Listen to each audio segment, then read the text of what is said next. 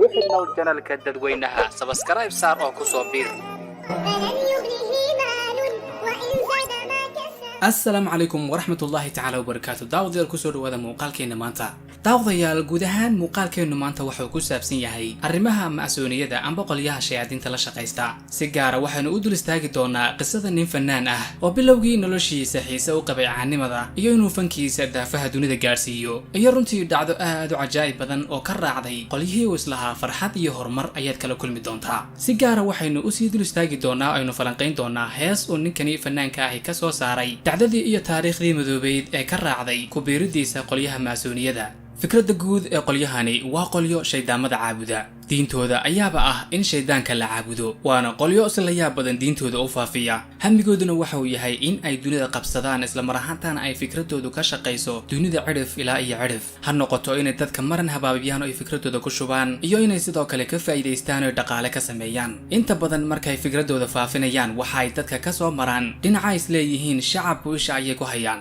shirkadaha waaweyn dadka caanka ah sida ciyaaryahanada jilayaasha fanaaniinta inta badanna waxay diiradda saaraan dhinaca heesaha sababtoo ah dadku inta badan waxay u badan yihiin dhinaca heesaha habka qofka amba shakhsiga fanaanka ah ay ku soo xirigeliyaan waxay tahay waxa ay tusaan nolol aanu weligay ku riyoon horumar lacag farxad aanimo iyo lacag soo marabtid shakhsigaasina marka uu ku biiro heshiis ay kala saxeexanayaan tusaale ahaan shirkad markaad heshiis la saxeexanaysid badanaaba heshiiskaasi waxa uu noqdaa heshiis muddo kooban socda muddadaasi markay u dhamaatana ay kala farxashaan tusaale ahaan 2 sano 4 sano kadibna waad kala soconaysaan hase ahaatee qolyahan mar haddii aad ku biirtid waa inta noloshaada ka dhiman yacni noloshaadii ayaad ku wareejisay oo ka gaday muddo kadibna haddii aad fikradaada bedeshid oo isku daydid inaad ka baxdid khalaas xukunkaagu waa in dunida lagu dhaafiyo isla markay sidaasi u dareemaan inaad ka leexleexanaysid isla mar ahaantaana aad fikradaada bedelaysid markaba waxaad arkaysaa taageerayaashaadii oo hoos u dhacay ayadoo isla mar ahaantaana ay sabab u tahay saxaafadii markii hore sababtu ahayd inay magacaaga gaarsiiyaan daafaha dunida oo ku fadeexadeynaya isla mar ahaantaana ceebahaaga iyo fadeexadahaaga dunida la wadaagaya si aad u leecdood u murugootid isla mar ahaantaana aad mar kale ugu soo baahatid oo tidhaahdid waan isdhiibay bes meeshaydii hore igu celiya markaad heshiiska la gelaysidna inta aanad la gelin ka hor waxay ku tusayaan dhinaca quruxda badan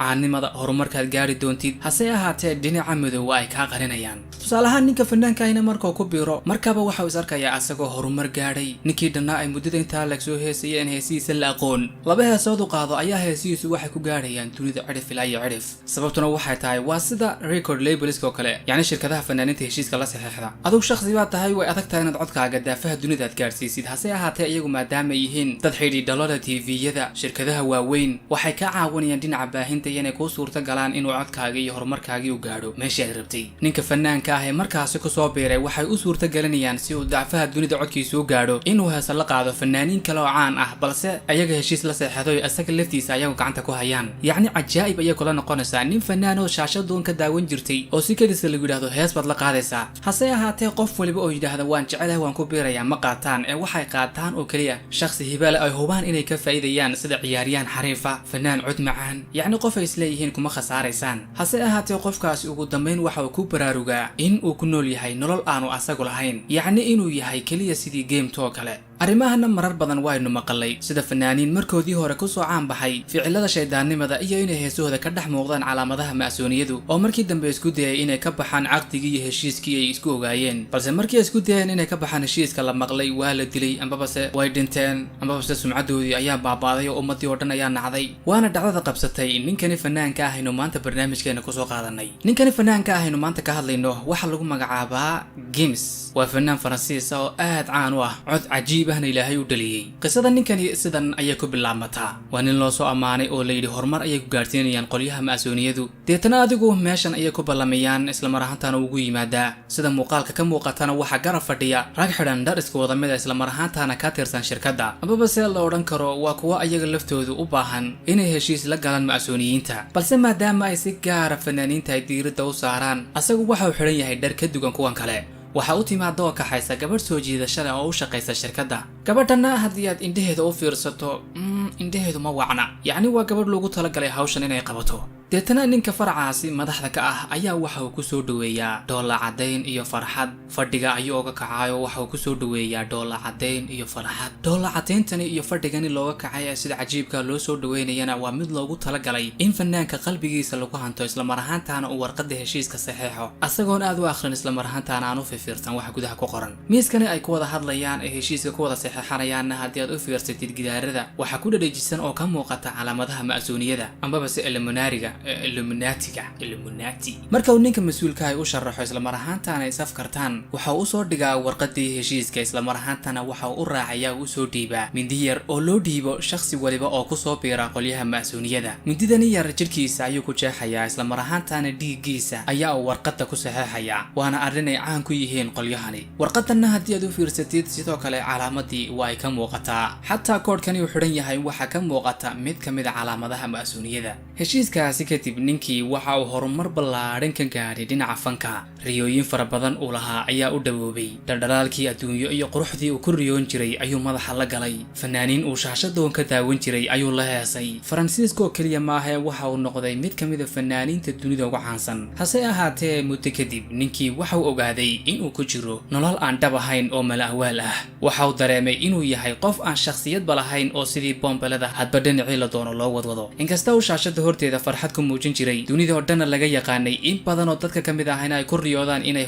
horumarkiisaasoo kale gaadhaan haddana noloshiisa gaarka ahi waxay ahayd mid arrintaasi gebi ahaanba ka duwan farxad kulamaanu noolayn qoyskiisa oo hadba xilligii la doono ayaa loo yeedhayay asagoo qoyskiisa iska dhex jooga ayaa waxa uu imanaysay gabadhii loo xilka saaray inay maamusho ay hadba awaamirta siiso ma jirto diyaar ma ihii hadda qoyskaygaan waqti la qaadanayaa mar kale ma jirto hadda lagu baahan yahay hadda soo kac xataa marka uu ka qayb galo shirarka ay qabsanayaan asagu waxba kamaanu ahayn maanu lahayn awoodu xataa fikradiisa kusoo gudbiyo keliya waxa uu ahaa uun sidii alaab la wadwato oo meel la dhigto oo kale intuu iska aamusoon buu dhegaysanayay heshiiskiiyo waxa lagu wada heshiinayo iyo awaamirta la siinayo waxa uu dareemay deeqad waxa uu dareemay inaanu ahayn wax jira haddii uu show ka heesayo cidda amarka siinaysa waa ayaga asagoo iska fadhiyay odhanayaan dalka Japan tago TV show ka soo muuqo yacni waxay ku kalifayeen inuu sameeyo waxyaabo aad u tiro badan oona asagu ka shakhsi ahaan raalli ka ahayn xataa xaaskiisa iyo carruurtiisa iyo qoyskiisa aad ayay ugu adkayd inay sarkaan oo si fiican waqtigooda qaataan ninkii waxa uu dareemay tacab daal niyad jab waxaana u caddaatay inuu yahay shakhsi laga adeeganayo hadba sidii la doono looga danaysto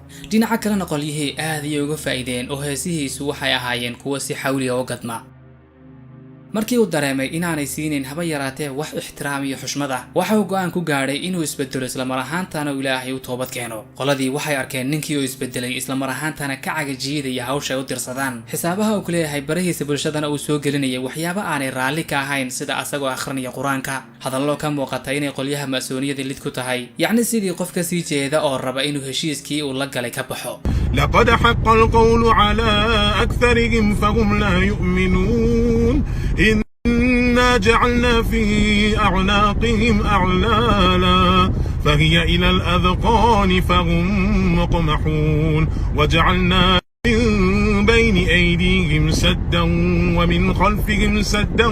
فأغشيناهم فهم لا يبصرون isla markiiba ninkii waxay saareen culays iyo dhibaatooyin aad u badan fadeexadayn iyo in suuqa loo geliyo waxyaabo been ah in laga duubo kaamerooyin qarsoon inay gabadhii lacag siiso ay u soo adeegsato qolyaha paparazziga amba warbaahinta si ay uga xanaajiyaan isla mar ahaantaana ay internetka iyo dunida u geliyaan inuu ninkii geemis ahaa uu waashay dadkana uu la dagaalamayo si ay taageerayaashii uu lahaa ay hoos ugu dhacaan dabcan arrintiina waa ay ku guulaysteen oo markiiba waxa uu hoos u dhac aad u weyn ku yimid taageerayaashiisii iyo muuqaaladiisii ay daawan jireen malaayiinta qofi intaasi kadib fanaankii waa uu u dulqaadan waayey habdhaqankooda qallafsan iyo siday ula dhaqmayaan asagoo xanaaqsan ayaa waxa uu u tegay ninkii mas-uulka ahaa deetana waxa uu si cad ugu sheegay inaanu u dulqaadan karin noloshan go'aana uu ku gaadhay inuu ka baxo heshiiskii ay wada galeen taasi oo cadho gelisay qoladii isla markiibana waxay ku dhaqaaqeen arrin dee markii horeba laga filayay kuna sameeyaan qolyahani shayaadiinta caabuday qof waliba oo isku daya inuu ka baxo markiiba asagoon meesha ka bixin ayaa la afduubtay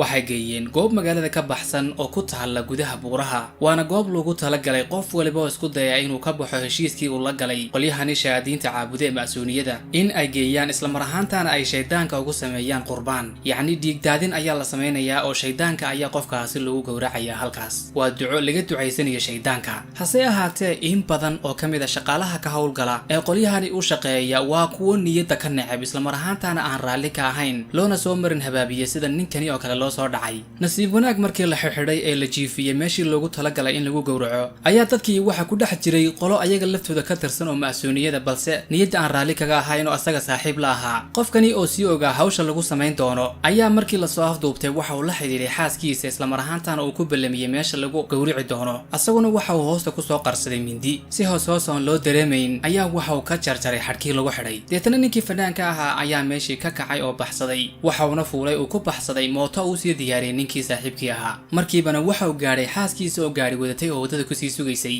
ayada ayaana kaxaysay sidii ayaanu kaga badbaaday shirqoolkii loogu talagalay in nafta lagu dhaafiyo. muuqaalka heestan ayaa waxa uu si cad ugu faahfaahiyey qisadii soo martay iyo dhacdadii dhabta ahayd ee ku dhacday iyo habkii uu uga badbaaday dilkii ay qolyaha ma'suuniyadu u maleegeen. okay, muuqaalkeena maanta halkaasi ayuu ku egyahay. fadlan haddii aad ka heshay like saar muuqaalka, sidoo kale dee channelka subscribe saara. waxay waad iska daawanaysaanune nus milyankii wax yar ayaa nooga dhiman dee ganafkahanu ku dhufane kusoo biro subscribe saara. sidoo kale videogan sii qaybiyo asxaabtiina u sheer gareeya. afkaartiina iyo waxa idinkaga baxay muuqaalkana dhinaca hoose commentiga nagula wadaaga. okay, إذا أنك شخص فاهم اللغة العربية اشترك بقناتنا العربية فامي، حتجد الرابط في الوصف تحت الفيديو. وبالله التوفيق، السلام عليكم ورحمة الله تعالى وبركاته. يا أو عربية بان كتورته wixii noo janalka dadweynaha subscribe saar oo ku soo biir.